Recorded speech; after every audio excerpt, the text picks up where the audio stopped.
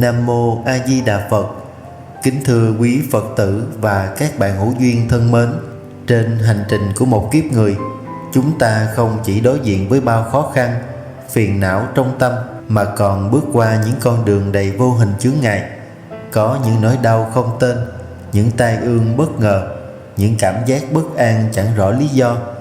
Trong ánh nhìn của nhà Phật, cuộc sống này là cõi tạm, và khắp nơi, kể cả những con đường chúng ta đi qua mỗi ngày, đều có thể là nơi lưu trú của những chúng sinh vô hình, những hồn linh còn vương vấn trần gian. Trong bài chia sẻ hôm nay, kính mời quý vị cùng lắng lòng nghe một chủ đề đặc biệt: vì sao đi trên đường cần phải niệm Phật? Một sự nhắc nhở sâu sắc trong giáo lý tịnh độ để giúp ta tránh khỏi những nghiệp duyên không lành, đồng thời gieo hạt giống giải thoát cho muôn loài. Mong rằng sau khi nghe xong, quý vị sẽ thêm lòng tin sâu nơi hồng danh A Di Đà Phật và khởi tâm niệm Phật trên mọi nẻo đường. Đức Phật dạy rằng tam giới vô an do như hỏa trạch, nghĩa là trong ba cõi không an như ngôi nhà đang cháy. Mắt phàm chúng ta chỉ thấy được người sống, xe cộ, cảnh vật, nhưng trên thực tế, song song với thế giới hữu hình là một thế giới vô hình của ngạ quỷ, cô hồn, u hồn, vong linh chưa được siêu thoát.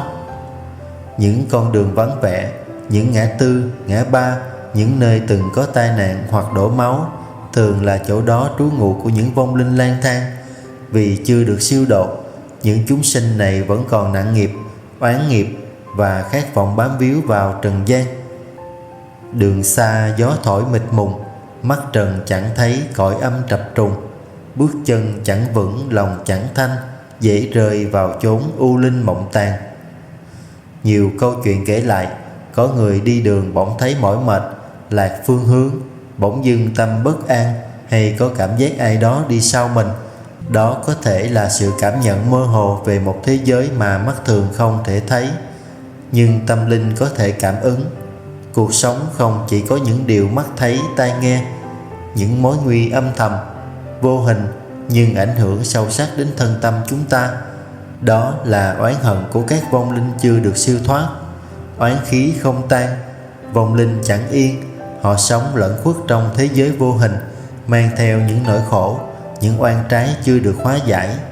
Khi tâm còn oán kết, họ không buông, và người sống cũng khó được yên ổn. Nhiều tai ương bất ngờ, bệnh tật không rõ nguyên nhân, gia đình lục đục, công việc trắc trở, tưởng chừng do ngoại cảnh, nhưng thực chất có thể là do những oan trái từ quá khứ, nghiệp cũ chưa hóa giải, khiến vong linh không thể siêu thoát và vẫn tiếp tục tác động vào đời sống hiện tại. Điều này không phải là mê tín, mà là một phần của nhân quả. Nhân gieo ra chưa được chuyển hóa thì quả sẽ tìm đến, dù hình tướng hay vô hình. Và chỉ có tâm từ bi, lòng sám hối chân thành và công đức niệm Phật hồi hướng mới có thể hóa giải được những oán hận ấy. Khi ta tụng kinh, niệm Phật, làm lành và thành tâm hồi hướng công đức cho các hương linh, ta đang thắp lên ánh sáng cho họ được siêu sanh, cũng là mở đường cho chính mình thoát khỏi những rối ren, đau khổ trong hiện tại.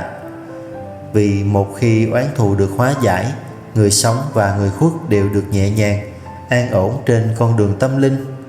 Vong linh chẳng nói một lời, mà trong vô thức lệ rơi bao lần. Oan khiên gói chặt tấm thân, trôi trong bóng tối bao lần thở than. Một câu Phật hiệu dịu dàng, như hoa nở giữa mênh mang khổ sầu, từ tâm thắp sáng nhiệm màu, giúp người khuất lối tìm cầu nẻo quan. Có những vong linh chết bất đắc kỳ tự, tai nạn giao thông, oan khiên chưa được giải, họ lưu luyến, tức giận hoặc khao khát tìm người thay thế để được đầu thai. Phật giáo gọi đó là oan gia trái chủ. Họ thường hiện diện ở những nơi đông người hoặc các cung đường nguy hiểm. Nơi nào tâm yếu, ví nhẹ, đang có nghiệp cũ tương ưng, dễ bị vong linh theo quấy phá. Đôi khi chỉ một ý niệm lệch lạc, một câu nói vô lễ hay một trạng thái tâm yếu ớt cũng đủ khiến vong linh mượn thân, dẫn dụ vào tai nạn, lạc đường hoặc gây tâm bệnh. Mắt người chẳng thấy bóng u linh, nhưng lòng sợ hãi biết đâu tình. một niệm bất an vong theo gót, đường trần phút chốc hóa điêu linh. Phật dạy rằng những ai giữ giới, niệm Phật, hành thiện sẽ có các chư thiên hộ trì, và trái lại ai buông lung, tâm loạn động thì dễ bị tà khí lấn át. Niệm Phật không chỉ để cầu vãng sanh, mà trong đời sống thường nhật, đó là pháp tu hộ thân vô cùng vi diệu. Khi ta niệm Nam Mô A Di Đà Phật, tức là ta đang kết nối với trường lực giác ngộ và từ bi của Đức Phật A Di Đà, một năng lượng thanh tịnh có thể hóa giải uế khí và tiêu trừ tà chướng. Hồng danh A Di Đà Phật có công năng tiếp độ, bảo hộ và soi sáng. Khi niệm Phật lúc đi đường, tâm ta trở nên tĩnh lặng, định tĩnh, không còn sợ hãi. Đồng thời tiếng niệm ấy là lời nhắc nhở bản thân và là ánh sáng để các vong linh có cơ hội nghe được danh hiệu Đức Phật A Di Đà mà thoát ly cảnh khổ. A Di Đà Phật tiếng vang xa, giữa đêm u tối hóa trăng ngà. Vong linh nghe tiếng lòng buông bỏ, gieo hạt từ bi giữa phong ba. Hơn thế, khi ta niệm Phật, không chỉ hộ trì cho bản thân mình, mà còn hồi hướng công đức ấy cho những vong hồn đang đau khổ. Lòng từ của người niệm Phật có thể hóa giải nghiệp cũ, an ủi cô hồn và kết duyên Bồ đề. Cuộc đời đầy rẫy hiểm nguy, tai nạn bất ngờ, không ai lường trước được. Nhưng người thường niệm Phật, tâm luôn hướng thiện, sẽ như có ánh sáng trí tuệ soi đường. Ví như có người đi đường, tưởng như gặp tai nạn, nhưng vì trì danh hiệu Phật nên chuyển nguy thành an.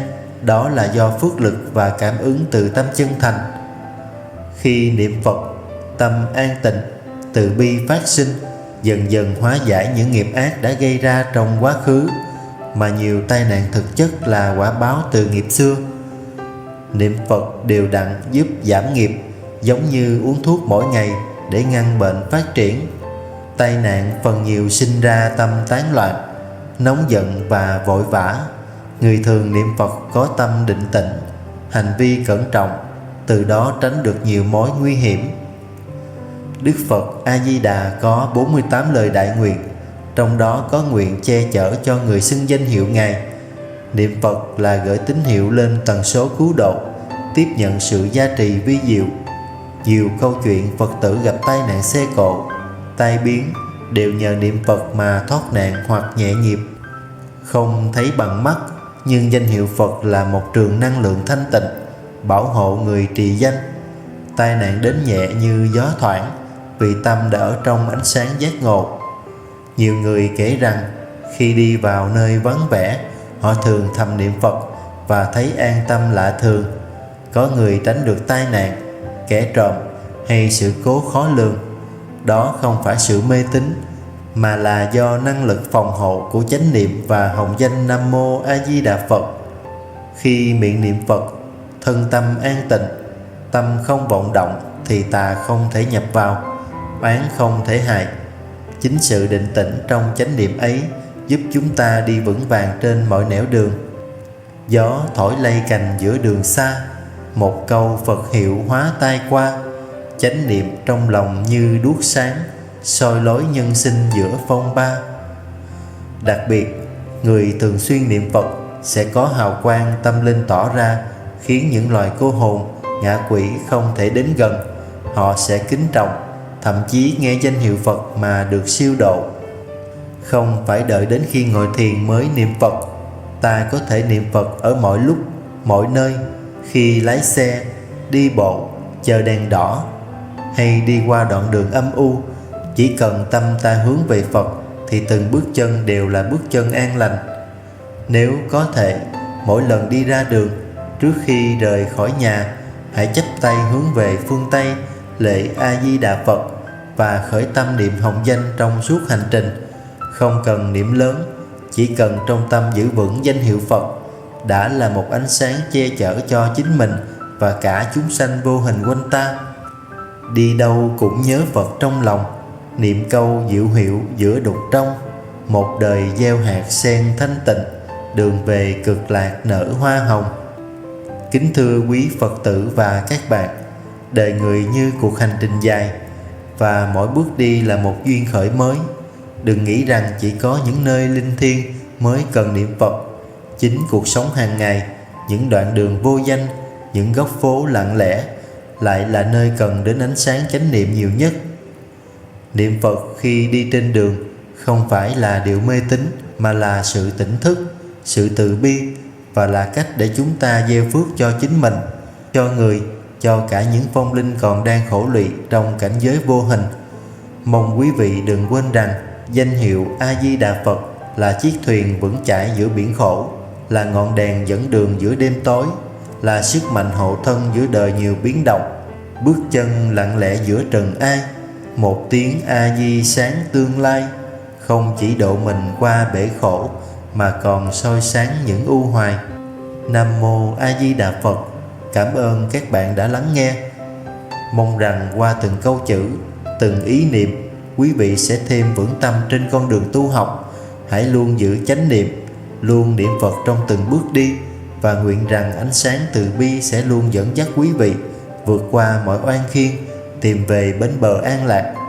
Chúc quý vị luôn an yên, được chư Phật gia hộ, sống với lòng nhẹ nhàng giữa thế gian đầy biến động này. Nam Mô A Di Đà Phật. Con nguyện đem công đức này trang nghiêm Phật Tịnh Độ, trên đền 4 ơn nặng, dưới cứu khổ tam đồ. Nếu có ai thấy nghe đều phát tâm Bồ Đề, hết một báo thân này đồng sanh cực lạc quốc.